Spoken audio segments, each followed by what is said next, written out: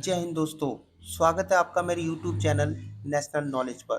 दोस्तों, 10th class का पहला प्रश्नावली 1 का बी निम्नलिखित पदों में व्यक्त कीजिए का पहला क्वेश्चन।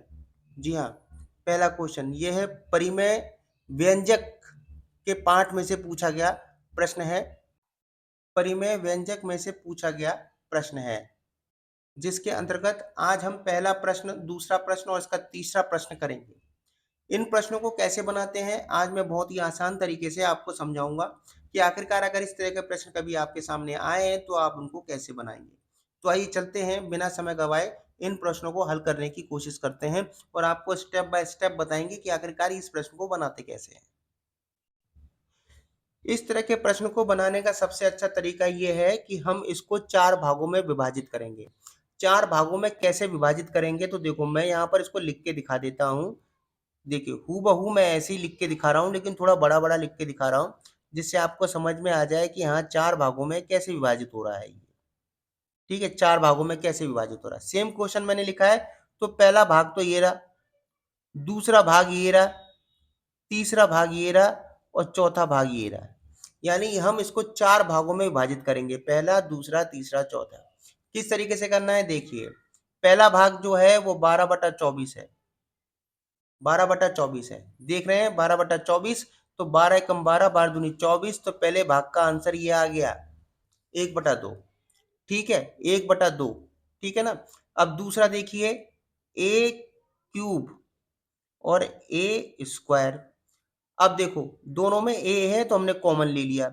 ऊपर की संख्या सबसे बड़ी है, ऊपर की संख्या बड़ी है तो हम ऊपर से ही छोटे वाले को ऊपर ले जाएंगे, माइनस। ठीक है, तो देखिए ए, 3 में से 2 गया, क्या बचा, ए बचा, 1 बचा। तो एक एक तो हम लिखते नहीं, तो हम क्या लिखते हैं, ए लिखते हैं। ठीक है, ये ए कहाँ का है, ऊपर का है। ठीक है, क्योंकि हमने ए को ऊपर, हमने ए ये वाली ए को हम ऊपर ले गए ना, तो ए कहाँ का हो गया, ये ऊपर का हो गया। ठीक है, वही तीसरा स्टेप देखिए, ये पहला आंसर निकल के आ गया, ये दूसरा आंसर निकल के आ गया। ठीक है, तीसरा क्या था, B5, B5 और B6। अब आप देखिए, इसमें जो B है वो कौन सा बड़ा है, कौन सा बड़ा है, देखिए नीचे का बड़ा है, तो ऊपर हम 1 लिख लेंगे और नीचे क्या करेंगे, B6 माइनस ऊपर वाला नीचे आ जाएगा। ठीक है, ऊपर वाला कहाँ जाएगा, नीचे आ जाएगा। ऊपर को हमने 1 लिख लिया और B6 में हमने नीचे वाले को घटा दिया। ठीक है, तो B की वैल्यू कितनी आ गई, B की वैल्यू 6 में से 5 गया, क्या बचा, 1 बचा। क्या बचा, 1 बचा। B1 ऐसे लिख सकते हैं, ये हो गया B, केवल B बचा। ठीक है, आप चाहे 1 लिखिए चाहे ना लिखिए, कोई फर्क नहीं पड़ता। अब देखिए तीसरा हो गया, अब हम चौथा करेंगे, C4 और C5। यहाँ पर भी क्या है कि C नीचे का बड़ा है तो ऊपर का वाला नीचे आ जाएगा, तो C लिख लिया 5/, ये हम 1 से इसलिए डिनोट कर रहे हैं कि हमें ये मालूम रहे कि ये नीचे का है ये। ठीक है ना, नीचे हम घटा रहे हैं, तो 5 और ये -4। तो 1/C कितना आ गया, 1 आ गया। तो C की वैल्यू क्या आ गई, C आ गई। एक की तो कोई वैल्यू नहीं होती है, तो इसलिए क्या आ गया, C आ गया।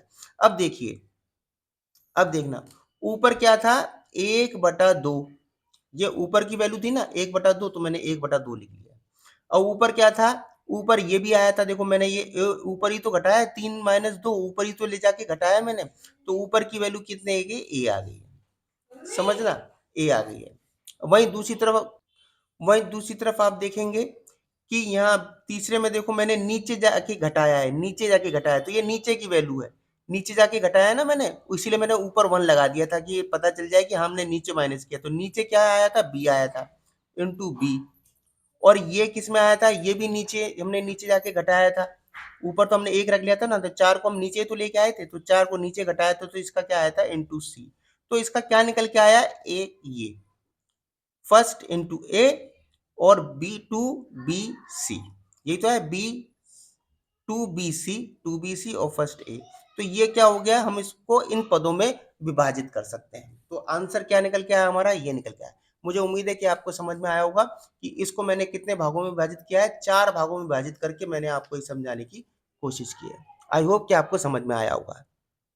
दूसरा क्वेश्चन देखिए, हमारे पास ये दूसरा क्वेश्चन लिखा हुआ है, हम इसे कितने पदों में विभाजित करेंगे वो मैं आपको बताऊंगा। देखिए ए क्यूब है तो ए माइनस बी, ठीक है। अब इसी का क्या बनेगा, ए स्क्वायर, ये जो नीचे वाली वैल्यू है सेम इसी की यहाँ बन जाएगी। कैसे, इसमें क्यूब है ना, a cube minus b cube, तो इसका क्या बनेगा, a square plus a b plus b square, इसी का बन गया ये, ठीक है। अब नीचे बटे, बटे में क्या था, ये था a square plus a b plus b square, ठीक है। अब आप देख रहे होंगे ये भाग में है, अगर भाग में होता है तो हम जो कटती चीज है उसे काट देते हैं। तो देखो a square plus a b plus b square, a square plus a b plus b square, ये दोनों कट गया, क्या बचा, ए माइनस बी बचा। तो यही इसका आंसर है, इसको हम एक पद में विभाजित कर सकते हैं। आई होप कि आपको ये भी समझ में आया होगा। अगला क्वेश्चन हमारे पास है 3x square minus 11x minus 4, 6x square minus 7x minus 3, ये वाला क्वेश्चन है। अब हम इसे सॉल्व करेंगे। तो इसे सॉल्व करने के लिए हमें क्या करना पड़ेगा, सबसे पहले हमें इसको दो खंडों में विभाजित करके इसको करना पड़ेगा। पहला खंड तो ये है कि ये ऊपर वाली इक्वेशन है, पहले इसको सॉल्व करेंगे, फिर नीचे वाली इक्वेशन है इसको सॉल्व करेंगे। ये न्यूमिनेटर वाली है और ये डिनोमिनेटर वाली है, इस बात को ध्यान रखिए, क्योंकि ये भाग में है, बटे में है, ठीक है ना। तो सबसे पहले हम न्यूमिनेटर वाली को करते हैं। तो देखो न्यूमिनेटर वाली को हम करेंगे, तो मैंने पहले न्यूमिनेटर वाली को लिख लिया, ठीक है। मैं थोड़ा इसे जूम करता हूं जिससे कि आपको और समझ में आएगा। देखिए मैंने रख लिया। अब क्या करना है, ये एक तरह की इक्वेशन है, गुणनखंड है, इसे कैसे करेंगे, तो इस वाले को इस वाले से इंटू करेंगे, तो कितना है, 3 चौक 12, 12 आ गया कि नहीं आ गया, 3 चौक 12। अब हमें क्या करना है कि 12 तो आ गया, लेकिन हमें क्या करना है, यहाँ पर जैसे यहाँ 11 है ना, हमें 11 भी चाहिए। तो हम 12 में कितना जोड़ दें या कितना घटा दें कि इसमें 11 आ जाए।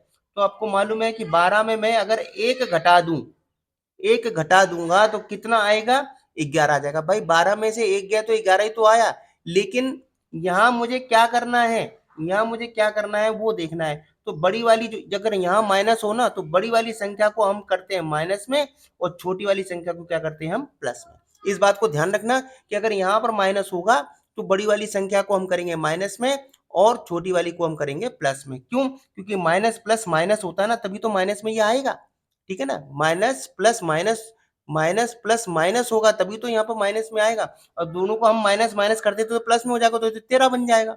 और फिर उसके बाद अगर मैं इसको अगर प्लस प्लस में कर दूं तब भी 13 बन जाएगा। इसलिए बड़ी वाली संख्या को हमेशा माइनस में रखते हैं और छोटी वाली को प्लस में रखते हैं, तो इक्वेशन हमारी बन जाएगी। तो इक्वेशन कैसे बनेगी, 3x स्क्वायर माइनस ये 12x, ठीक है, क्या होगा प्लस, ये प्लस है ना, तो ए एक्स, ये वन को तो हम लिखते नहीं, तो सीधा हम क्या करते हैं एक्स लिख देते हैं, एक्स और ये माइनस 4। आई होप कि यहां तक आपको समझ में आया होगा। फिर इसमें से देखो, इसमें से हम कॉमन लेंगे, आपको मालूम है 3 के पहाड़े में 3 भी आता है 12 भी आता है, तो 3 क्या हो गया, कॉमन हो गया, 3, ठीक है ना। और यहाँ भी एक्स, यहाँ भी एक्स, तो यहाँ एक कॉमन आ गया, ठीक है। अब क्या है, 3, अब क्या बचा, अब क्या बचा, यहाँ एक्स बचा, एक्स माइनस 3 चौक 12, 4 आ गया।